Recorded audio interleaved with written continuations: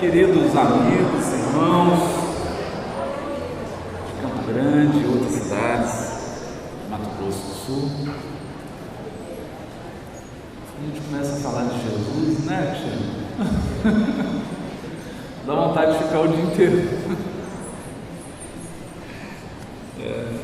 É um mestre mesmo, né? Vou só completar um pedacinho que ficou faltando para a gente abrir para algumas perguntas. Vocês lembram que ontem nós comentávamos sobre sensibilidades? Como que nós chegamos nessa intuição do que seria importante para estudar o Evangelho? Depois de ler dezenas e dezenas e dezenas de livros de hermenêutica, livros técnicos de interpretação do Evangelho, existem muitos bons, sempre ficava no nosso coração aquela impressão de um tecnicismo muito grande, uma técnica. É mais ou menos como se você fosse escrever um manual de como dança uma valsa. É claro que você pode ensinar alguma coisa, tem alguns passos básicos, mas tem coisa que você só aprende fazendo. É dançando, é experimentando, tem um sentimento. Não é tão técnico assim. Não é tão técnico assim. Isso é uma ilusão que a gente tem. Eu me recordo que certa vez estava ouvindo um programa da CNN, uma TV britânica, um programa com Phil Collins, e ele falando sobre a composição. E quando você vê uma pessoa criativa contando como que ele fez a música, é um processo mais intuitivo do que técnico. É claro que ele domina o elementar do piano, das notas, da música, ele sabe, mas o resto vem uma inspiração, vem uma ideia, ele soma, uma mistura ali, né? Então nós chegamos a essa conclusão também. Não há como ficar dando olha, o primeiro passo vai fazer na interpretação do Evangelho. Não é assim. Porque cada passagem é uma passagem. Cada passagem do Evangelho tem uma riqueza, tem uma... E nisso Kardec deixou uma grandiosa lição para os espíritas. Evangelho segundo o Espiritismo, ele separa uma passagem, ele comenta um pouco, depois ele dá a palavra aos espíritos. E cada um vem e fala de um ângulo diferente. É lindo isso no Evangelho segundo o Espiritismo. Cada espírito que dá uma mensagem comenta sob um ângulo diferente. É essa riqueza que nós estamos procurando. Por isso eu tenho muito medo quando alguém diz assim: a interpretação dessa passagem é isso. Cuidado.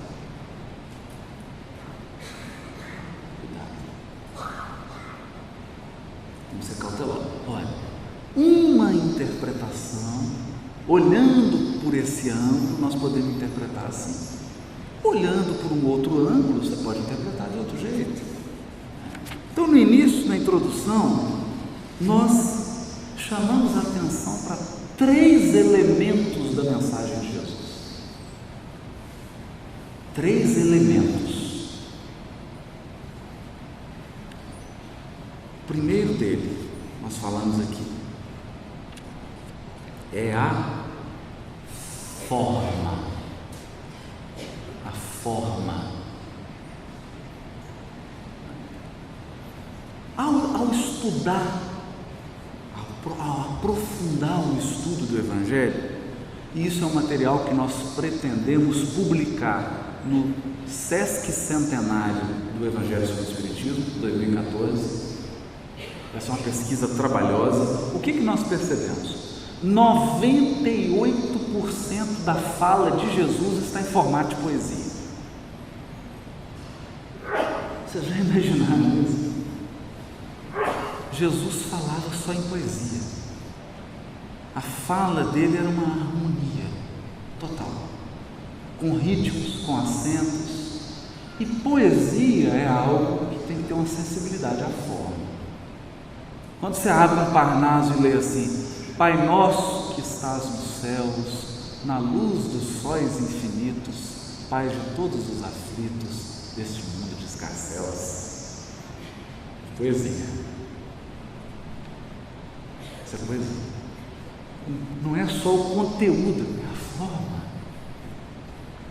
Assim também as bem-aventuranças. Bem-aventurados os pobres de espírito, bem-aventurados os pacificadores. A fala de Jesus. Então, na forma há detalhes maravilhosos. Nós demos um exemplo ontem, João Batista falando: até dessas pedras pode Deus levantar filhos. Está fazendo um trocadilho. A forma, a beleza, o que transforma o Evangelho numa obra de arte. E não poderia ser diferente. Não poderia ser diferente, porque nós vamos imaginar um Cristo, um Espírito da grandeza de Jesus que não se preocupa com a beleza da forma do ensino. Não é? Se as evangelizadoras têm a preocupação de desenhar, de fazer o material didático, de preparar a aula, para que a aula fique bonita, fique atrativa para a criança, se quando a gente vai na casinha da mãe e ela faz aquela comida, aí põe um prato todo bonitinho, aquele jeito que só a mulher tem, tudo arrumadinho, aí você olha: nossa, mãe, comida de mamãe. Jesus, que é o governador espiritual do orbe, não teria essa preocupação de trazer o seu ensino com beleza? Então, atender a forma. Esse é um elemento que só muita sensibilidade vai nos conduzir. E no livro Parábolas de Jesus, no capítulo 7, eu dou um exemplo extraordinário de forma. Quando nós vamos interpretar a parábola do bom samaritano, e nós falamos aqui no livro, a parábola do bom samaritano está num contexto, ela está numa poesia que está em Lucas, que vai do capítulo 9 ao capítulo 13. 13, mais adiante, capítulo 9 até 18, que é uma escada. Lucas compôs aquele trecho todo pensando numa figura de uma escada que você sobe e que você desce. Olha que beleza! Como que começa o capítulo 9, versículo 58 de Lucas? Começa assim: Jesus, um pouquinho antes da Páscoa, da festa da Páscoa, onde todo homem judeu tinha que peregrinar até Jerusalém, ele vira para os discípulos e fala assim: preciso ir a Jerusalém. E os apóstolos devem ter pensado assim: olha, então vamos pelas margens do Jordão, caminhando na sombra e água fresca. Ele fala: não, mas passando por Samaria. Mestre, mas é o caminho mais longo, deserto, eu preciso passar pela Samaria. Começa assim. Aí os apóstolos falam: então, já que tem que passar pela Samaria, nós vamos na frente para arrumar uma pousada para o senhor poder dormir. Foram até Samaria. Como eles eram judeus, nenhum samaritano queria recebê-los. Não teve hotel, estava tudo esgotado. Os apóstolos voltam bravos, nervosos, e falam: mestre, não quiseram receber a gente. Isso é uma coisa grave no Oriente, que eles levam muito a sério a questão da hospitalidade. Mestre, podia fazer descer fogo do céu, queimar esse samaritano tudo. Aí Jesus fala: o Filho do Homem, expressão idiomática, eu, né? Filho do Homem, sinônimo do pronome eu. O Filho do Homem não veio para destruir vidas, mas para salvá-las.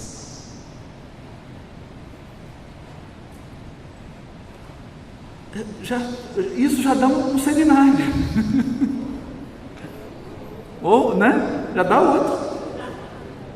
Não vim destruir. Por que Jesus falou que precisava passar pela Samaria? Porque lá estava o pessoal complicado, precisava de ajuda. agora você entendeu por que você está na sua casa espírita, com os companheiros de trabalho, que você tem desafeto, que você tem dificuldade. É por isso. E aí eles vão para Jerusalém. Continua a passagem. Quando chega em Jerusalém, o doutor da lei vem e faz a pergunta para ele: o que deve fazer para herdar a vida eterna? Depois tem no livro. Que parábola que Jesus conta? A parábola do bom samaritano. Olha como é que a forma é importante. Eles acabaram de ser rechaçados pelos samaritanos e Jesus conta a história do bom samaritano. Não tem uma lição para os apóstolos? Tem uma lição para os apóstolos. Os apóstolos devem ter ficado assim: isso, essa é para a gente.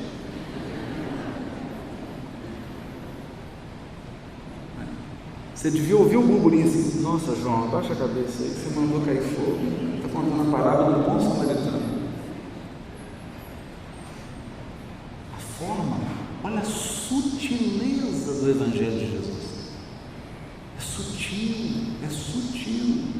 Mas tinha uma lição também para o doutor da lei, porque os judeus eram inimigos dos samaritanos e os samaritanos eram inimigos dos judeus. Na parábola, quem que é o bom moço?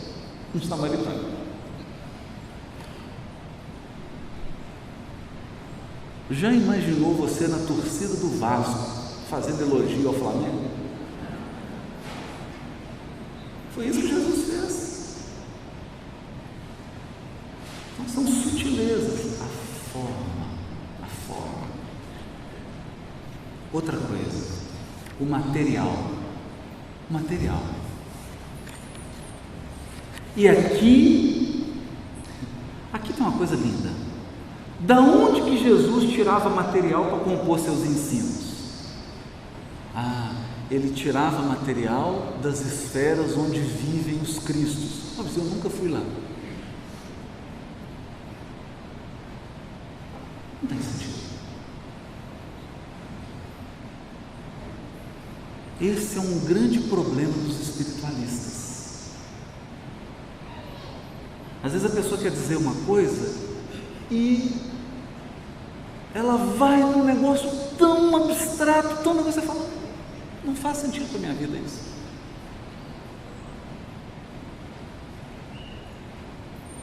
Não faz.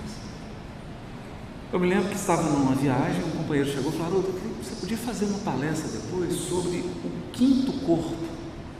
Você sabe, nós temos 7. Eu queria que você falasse do quinto. Eu falei: mas amigo, eu não estou sabendo direito nem o perispírito, que é o primeiro. Eu não estou sabendo nem o perispírito. Você quer que eu fale do quinto?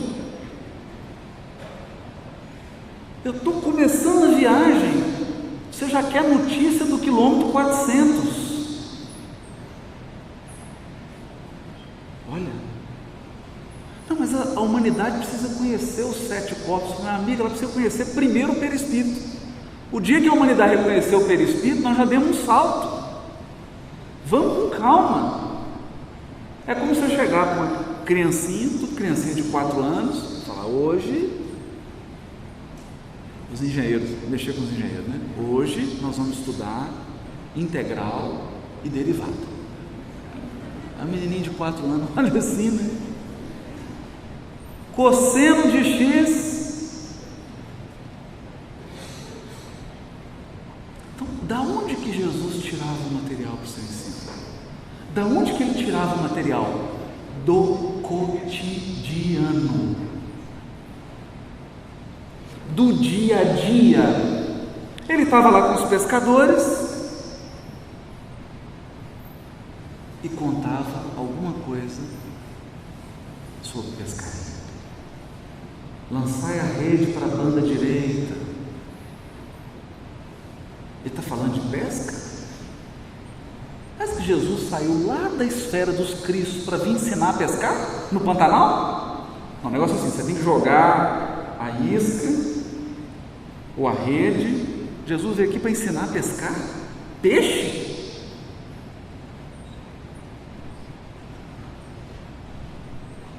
Então, ele está ali com os pescadores, está no dia a dia. Não tinha um seminário, não. as pessoas ficam imaginando que Simão Pedro organizou um seminário, né? Seminário Sermão da Montanha. Aí Jesus chegou, falou, boa tarde, né? É o seminário que eu preparei. Não foi assim.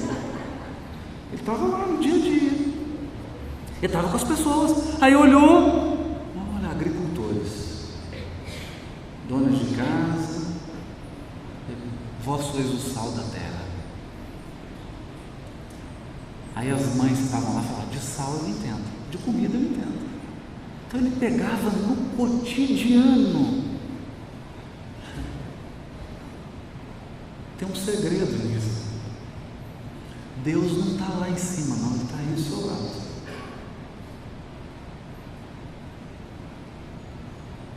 Deus está nas coisas mais simples da nossa existência, ou nas coisas aparentemente simples.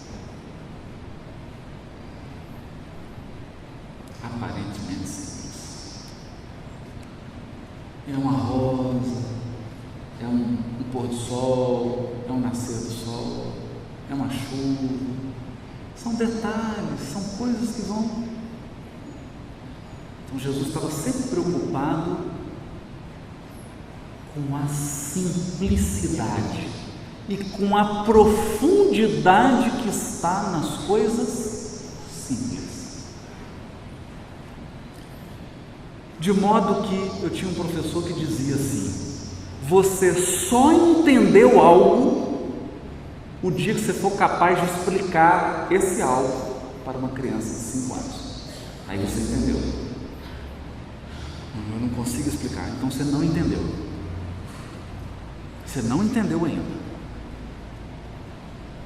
Você só entende profundamente quando você é capaz de explicar com uma criança de 5 anos. Aí você alcançou um nível profundo de compreensão. Porque na essência as coisas são de uma simplicidade grandiosa. É simples. É elaborado, é belo, é perfeito. Tudo que vem do Criador tem essas características, mas é simples. Não tem nada sobrando nem faltando. Então Jesus vira assim: olhai os lírios do campo, como eles se vestem. Olhai as aves do céu. O reino dos céus é semelhante a uma mulher que tomou 3 medidas de fermento e colocou numa massa. Acabou a parábola. Como assim? O que é massa? Por que mulher? Porque a mulher era a mãe, ela que fazia o pão.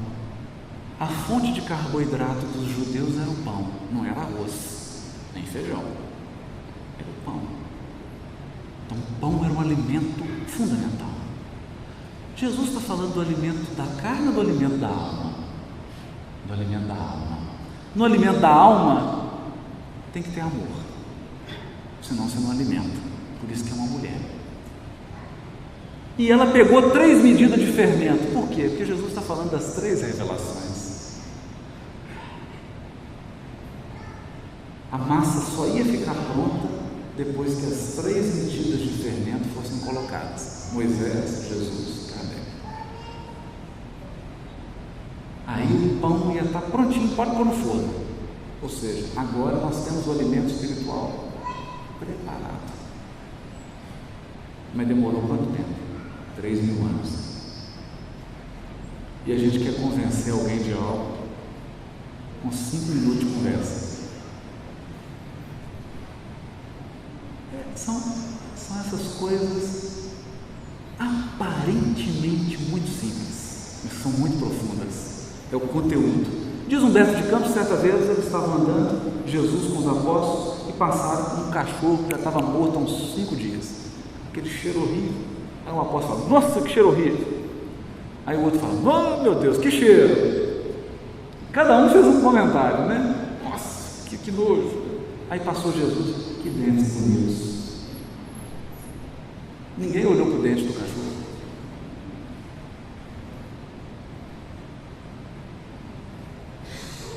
ninguém olhou para o dente. Por quê? Porque a gente olha para aquilo que está cheio no coração da gente.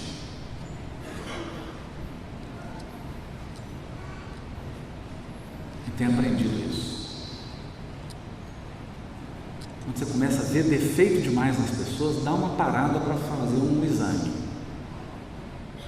Limpa o coração.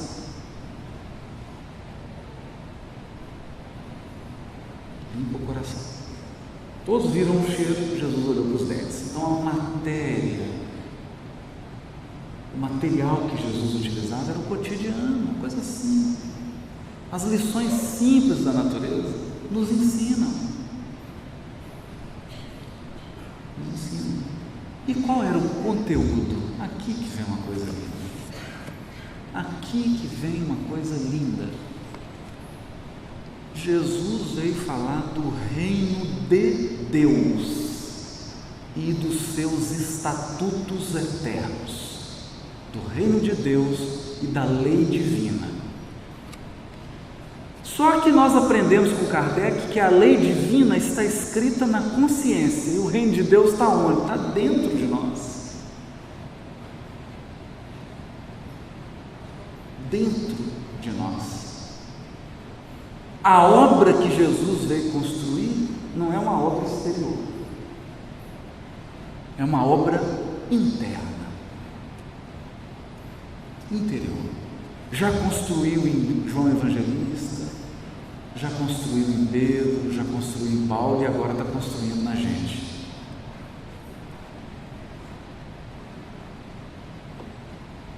Agora a construção está ocorrendo dentro de nós. Forma, material e conteúdo. É importante entender isso, porque senão você vai ficar preso em questões irrelevantes. Irrelevantes. Por exemplo, certa vez o Chico estava comentando sobre a passagem do endemoniado gadareno, que é uma parábola. Essa passagem é uma parábola. É uma parábola. Alguns aspectos dela. E o Chico estava comentando tudo. Aí uma pessoa falou: ô Chico, quem que arcou com o prejuízo dos porcos? Não é possível. O dono lá perdeu o porco. Quem que pagou o prejuízo dos porcos?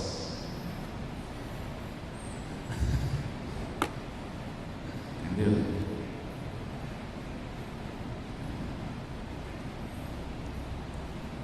O problema disso é um só. Toda vez que você fixa o olhar em questões irrelevantes do Evangelho, é porque você está com medo da transformação que o Evangelho está propondo para você. Não tem problema nenhum você ficar preso. Não vai me incomodar, eu ficar preso não vai te incomodar. O problema é para você. Esse tipo de atitude é fuga. É fuga.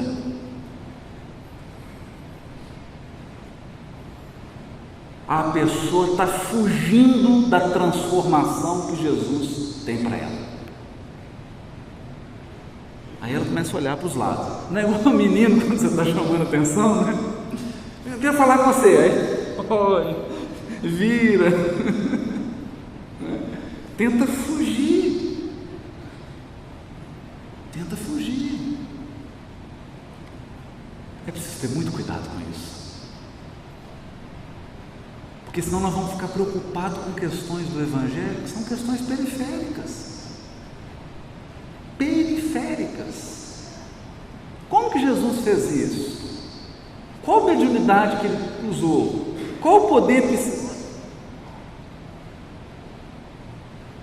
É isso mesmo que vai fazer a diferença? Será que é isso? Será que é isso? porque não é por isso que nós estamos adoecendo, não é por isso que a gente fica infeliz, não é por isso que a gente toma antidepressivo. As pessoas adoecem por causa das suas relações.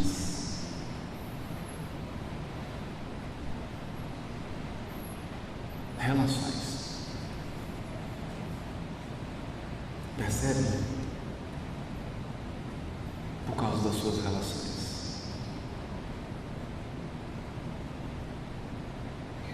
Então nós ficamos muito atentos a isso. Muito atento. Porque Jesus é um mestre que veio nos ensinar a amar, a conviver e a evoluir em paz. Em paz, com equilíbrio. Os outros conhecimentos, não fica preocupado. Não fica preocupado. Nós vamos ter tempo para aprender. Melhor ainda, na fonte. Onde estiver no plano espiritual, nós vamos poder pesquisar certos assuntos, vamos poder ver ao vivo e a cores. Ao vivo e a cores. A questão, eu me recordo aqui que está no livro Obreiros da Vida Eterna, o médico Gotuso. Trabalhava na Casa Transitória Fabiano de Cristo. E o André Luiz fala: poxa, você tem vontade de aprender isso, por que você não vai? Tudo. Ele falou assim: olha, André, eu até queria ir para esferas superiores, mas eu não tenho permissão ainda. Mas por que, doutor? Aí ele foi entendendo. Ele estava agarrado ainda à esposa, à família, e cheio de ciúme. Cheio de ciúme, ele não conseguia, ele se perturbava. E a espiritualidade já estava encaminhando um novo companheiro para a esposa dele, para poder criar os filhos, e ele não suportava aquilo. Um médico no plano espiritual, uma pessoa esclarecida, trabalhador, não estou falando de espírito perverso, não, pessoa boa, estava lá ajudando, trabalhando como médico, mas qual era o problema dele? Ciúme, possessividade. O ciúme e a possessividade estavam puxando aquele médico e não deixava ele subir.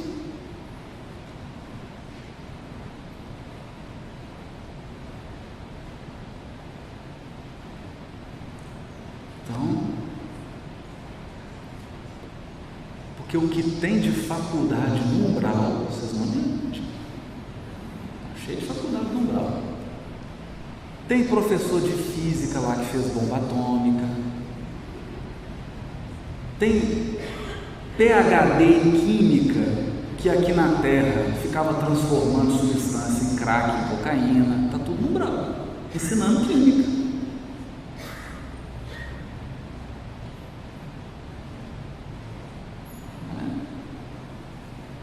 Tem gente falando de evangelho lá.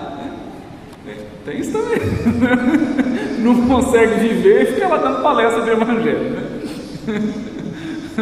Aí eles mandam aqui para a terra. Tem uns assim. Mas a gente vai. O trabalho, estou brincando assim, né? Mas o trabalho é a oportunidade que nós temos de aperfeiçoar. O trabalho é a nossa bênção, é a oportunidade que nós temos de aperfeiçoar. Mas vamos com calma. Vamos com calma.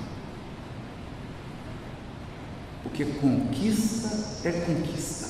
Evolução espiritual é evolução espiritual. E você não improvisa a evolução com palavras. Ou você é, ou você não é.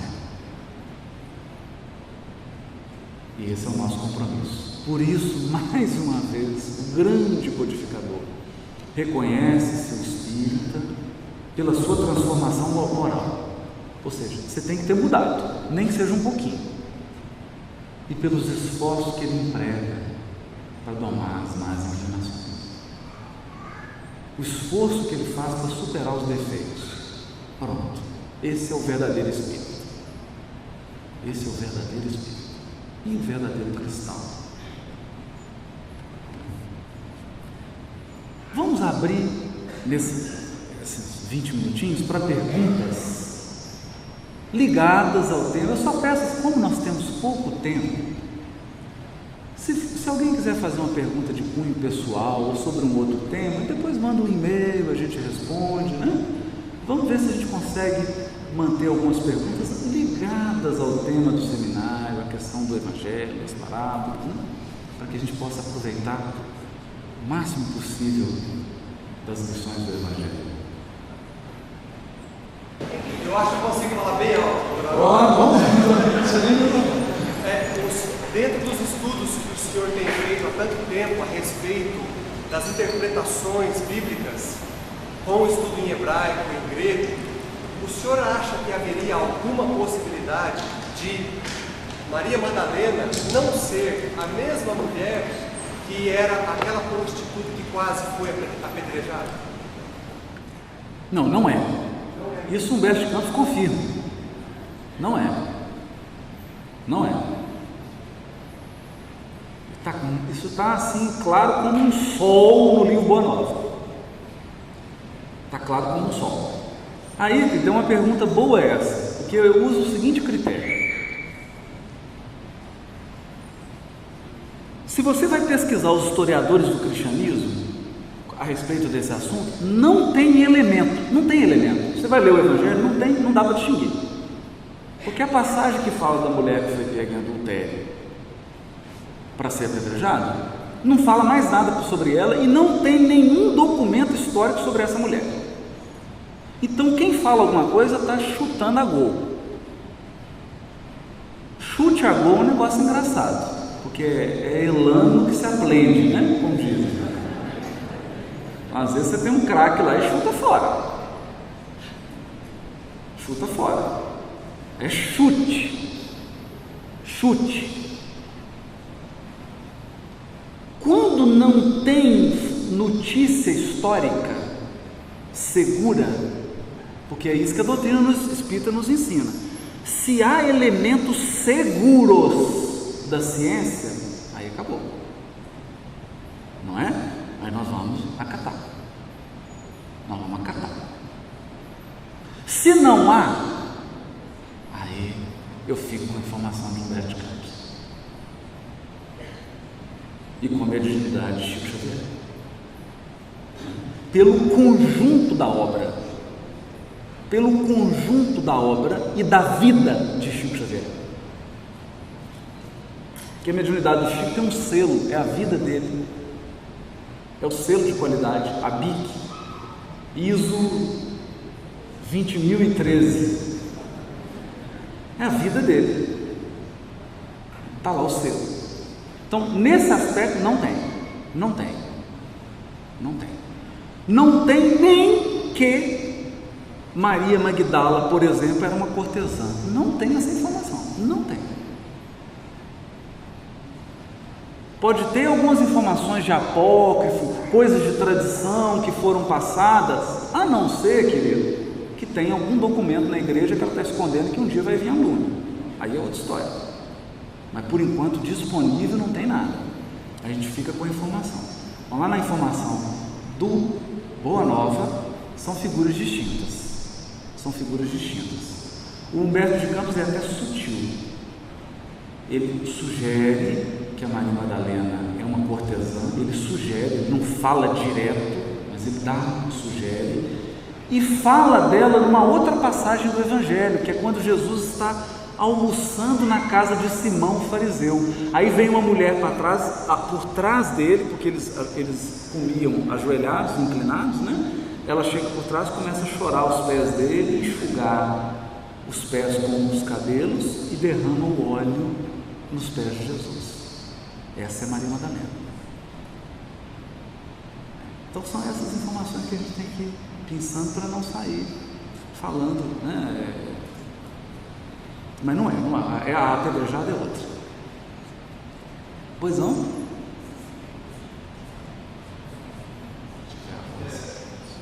O pecado pelo pensamento, coisas que a gente pensa em fazer, coisas que a gente pensa em fazer erradamente e depois se arrepende, mas não fez, não praticou. Sim, ele está falando sobre quando a gente erra, né, pelo pensamento. E aí você resiste, você pensou em fazer, mas aí você não faz. Tudo tem que ser avaliado pela intenção interior. Por isso que nós não temos condição de julgar ninguém, porque só Deus tem acesso à consciência. Alguém que teve um mau pensamento e resistiu, pode ser alguém em luta para se melhorar. Aplauso para ele. Aplauso. Não é? Se ele teve o pensamento e não fez só porque não teve condições, é um pobre coitado. É uma alma sofredora, porque está arquitetando o sofrimento para a sua própria vida.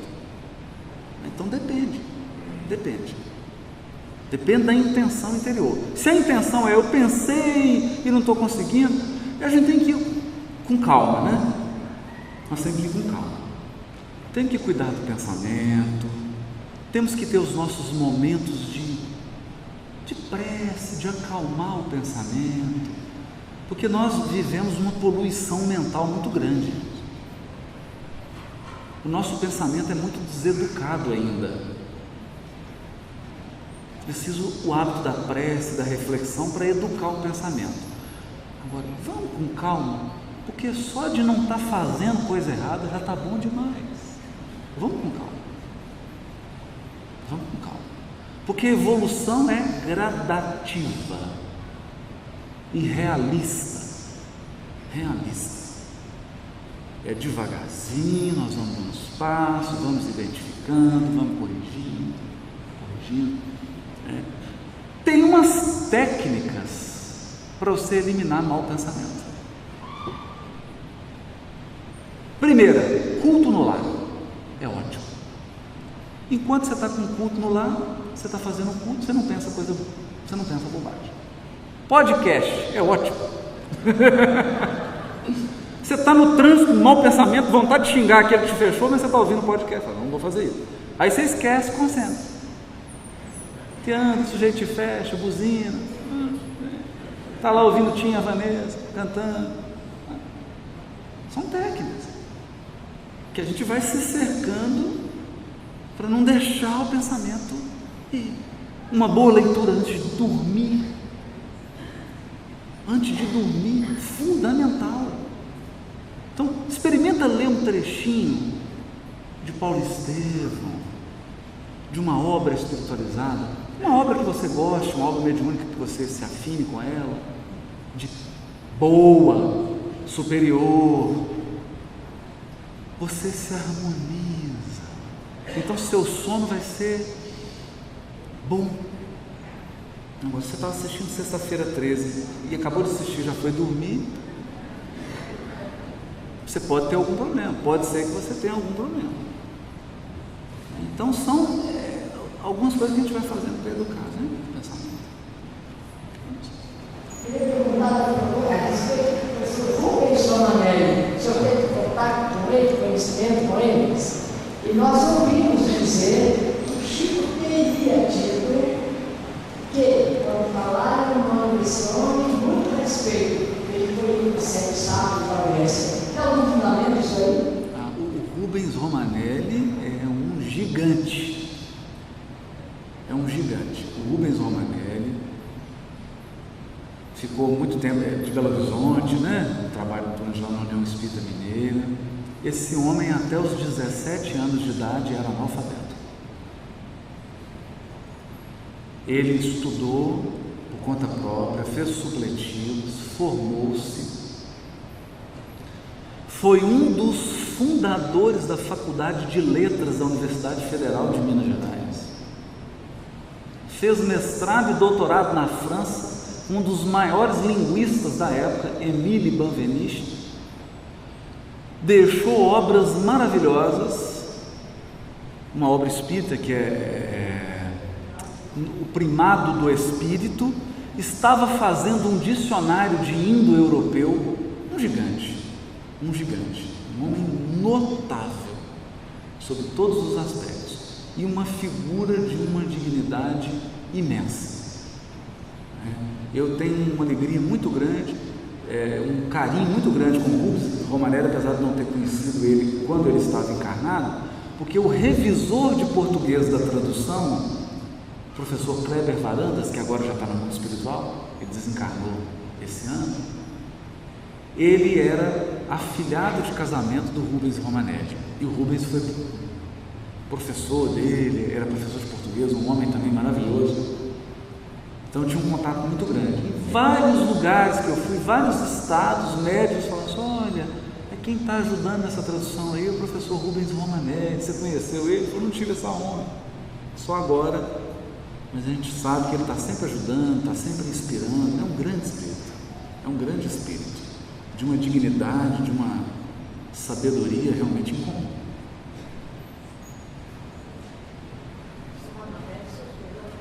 Ah, meu Deus, que inveja!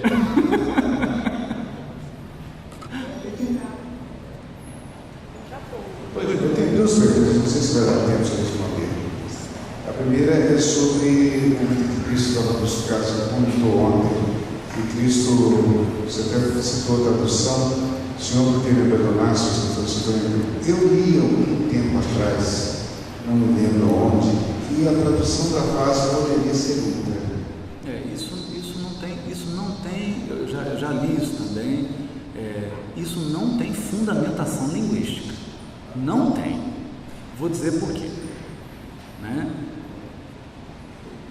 Independente de quem escreveu, vamos na fonte. Você abre o Velho Testamento agora em hebraico, eu não estou com ele aqui. Está lá, escrito: Eli, Eli, lama sabatani. Salmo 22, versículo 1. Está lá. Eu tive o cuidado de checar. Então fomos nos principais manuscritos do Velho Testamento. Então você tem o Códice Leningrado, está lá a frase.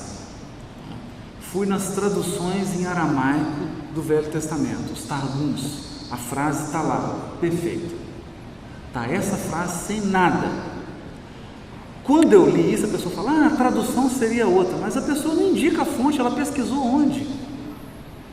Então tem esse problema. Uma vez eu recebi um e-mail e falou assim: um Pai Nosso em aramaico. Aí eu fui abrir e falei: não tem fundamento. E as pessoas lançam essas ideias, mas falam: você tirou de onde? Ah, não é essa a tradução. Então tá bom, então me pega lá o original. O original é esse. Aí, entende o que eu estou querendo dizer? Então assim, tem que ser algo fundamentado.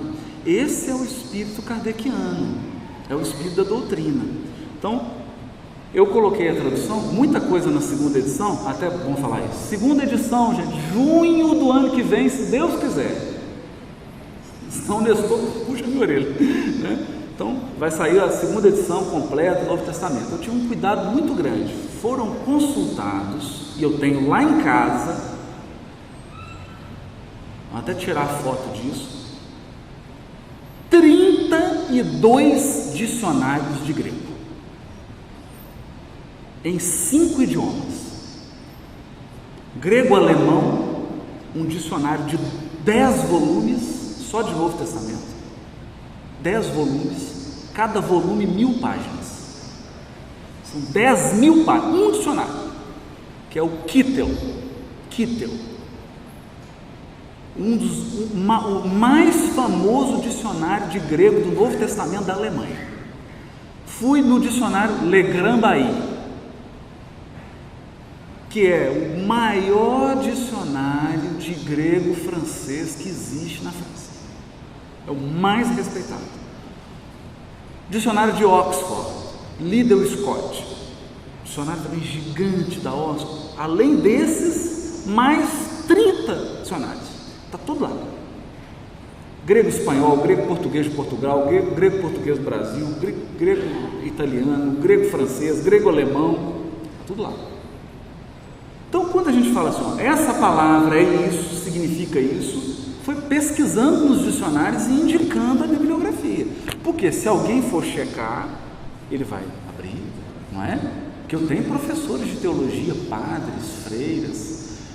Tem uma freira, está até no Portal Ser, né? A gente gravou um programa junto, a irmã Aila, ela tem doutorado na Epístola aos Hebreus, na Espanha.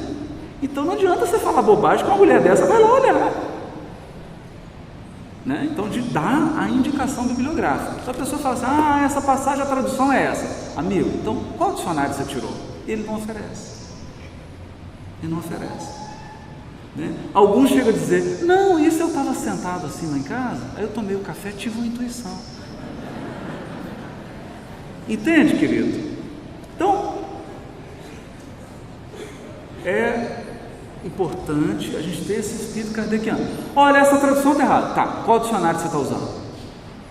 Porque eu li o autor tal. Eu falei, amigo, esse autor é queimado, nossa, esse aí ninguém, é muito ruim, né? Então você tem um conjunto de obras, né? Então realmente é isso que está lá, Eli, lama sabatani, é o Salmo 22, Jesus recitou o Salmo 22, aí o que eu falo, foi bom você ter trazido essa pergunta, porque é o seguinte, a pessoa pega a passagem do Evangelho e fala, eu não estou conseguindo entender isso, então não é isso. É curioso isso. Então vamos tirar essa passagem do Evangelho. Eu não me movo. Eu não estou disposto a mudar nada. A Bíblia tem que mudar para poder me atender. E você vê como é que isso é grave? Não. O que está lá? Vamos checar. A palavra que está é essa. Então vamos pesquisar.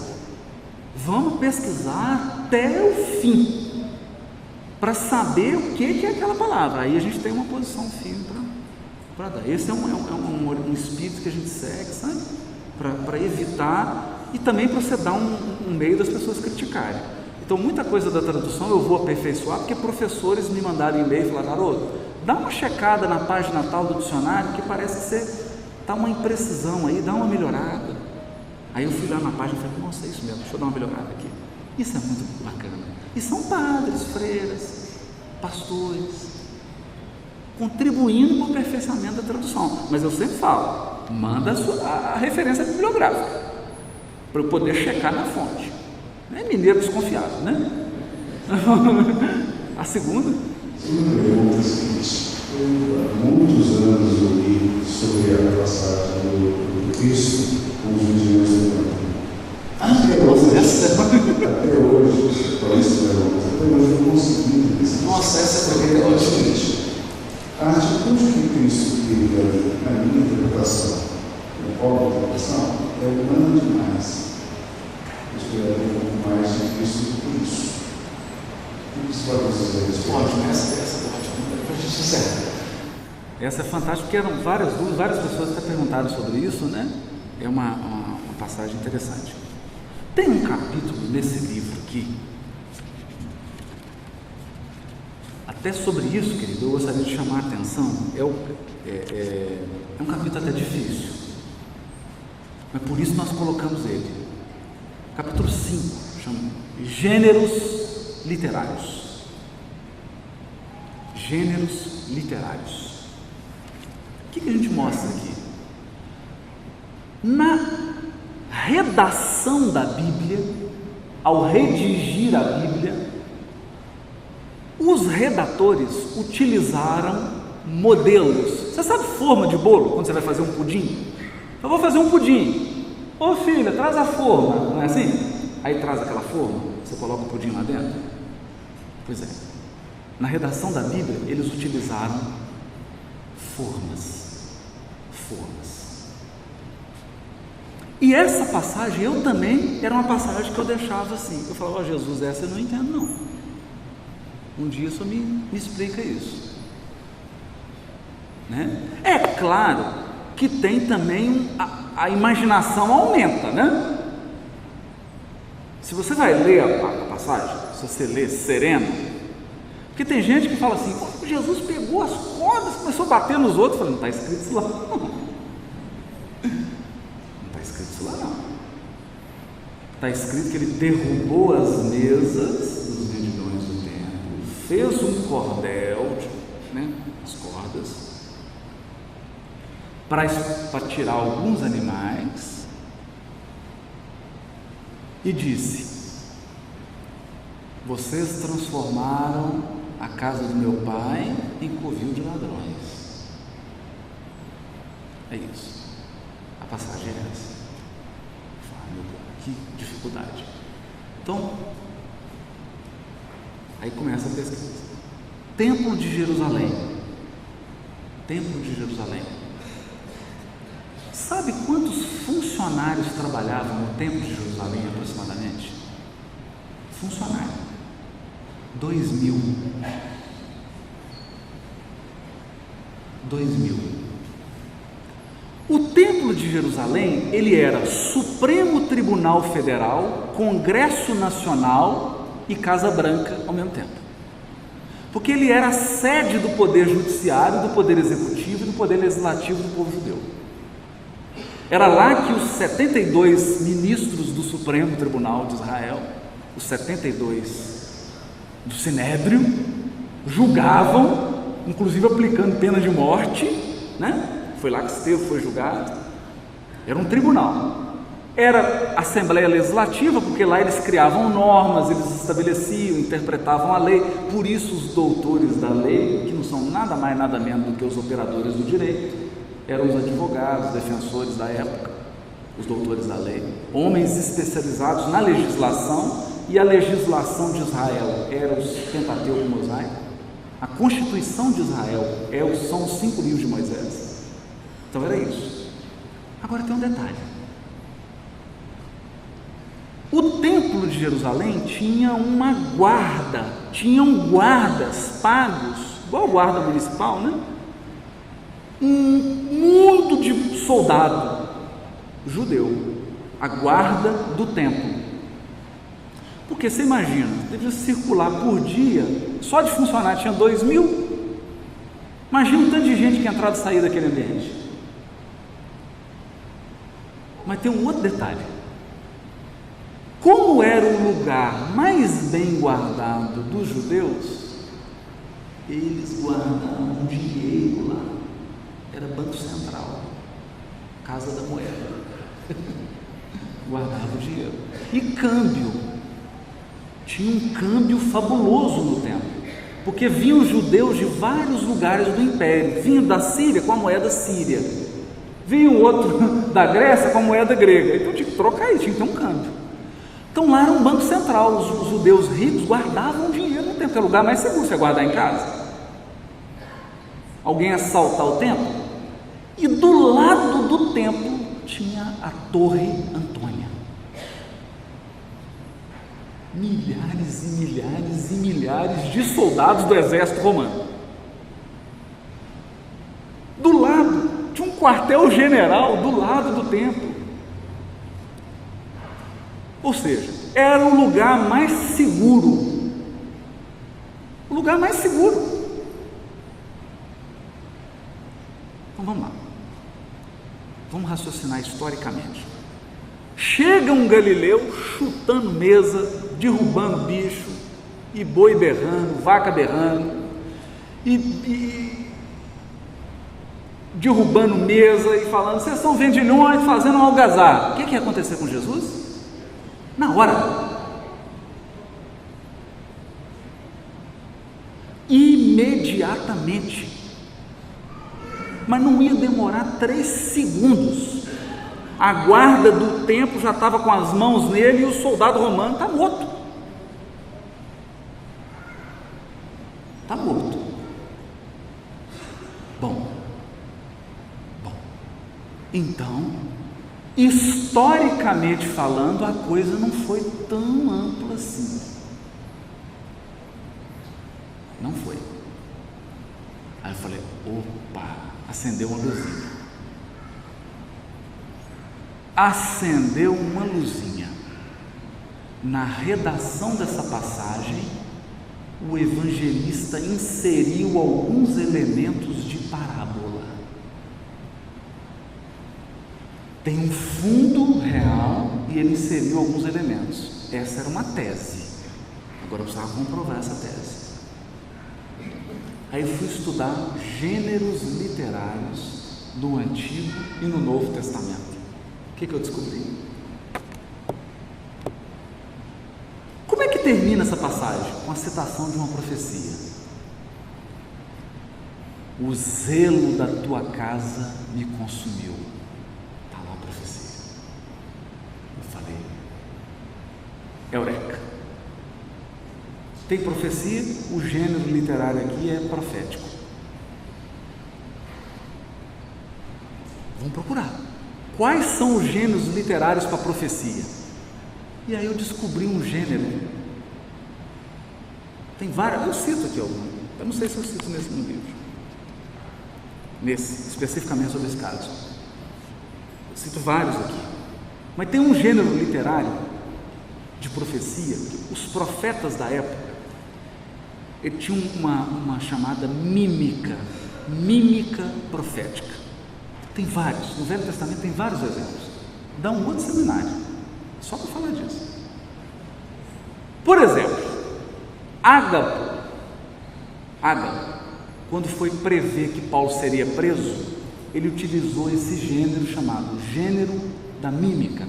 Ele chegou para Paulo e fez assim, prendeu a mão, prendeu os pés, começou a contorcer, caiu no chão, ficou rolando.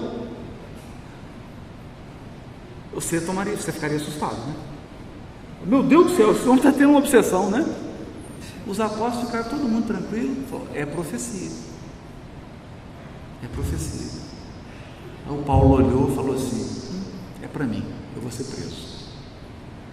Aí o Ágabo levantou, isso mesmo, já entendeu a profecia. Curioso isso. Então o profeta chegava, fazia uma mímica, fazia um gesto chocante, uma encenação para chamar atenção. Aí a pessoa olhava, o que é isso? Era um tipo de profecia que não usa a palavra. Tem vários casos no Velho Testamento, Elias, Eliseu, aí dá um seminário, está falando de todos aqui. Purificação do templo, Jesus fez isso. Usando da cultura da época, ele chega e fez uma encenação para falar da profecia da purificação do templo. O tempo esgotou, não dá para desenvolver, porque isso aqui ia longe, né, para demonstrar. Eu entrei que tem um slide aqui para te mostrar, ponto a ponto. Aí eu achei todas as correspondências no texto e vi que foi composto. É uma peça literária. Então a coisa não aconteceu com essa dimensão. Foi uma forma que Jesus encontrou de falar de um acontecimento profundo que iria ocorrer. A purificação do templo. É isso.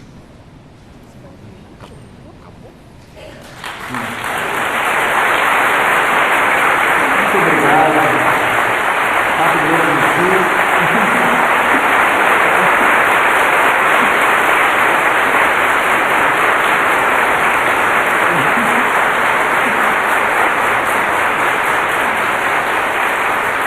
Obrigado pelo carinho. Jesus acompanha cada um de nós, né? Cada um de nós. Fica com Deus. Vocês não reparem não que eu tenho que sair agora literalmente voando.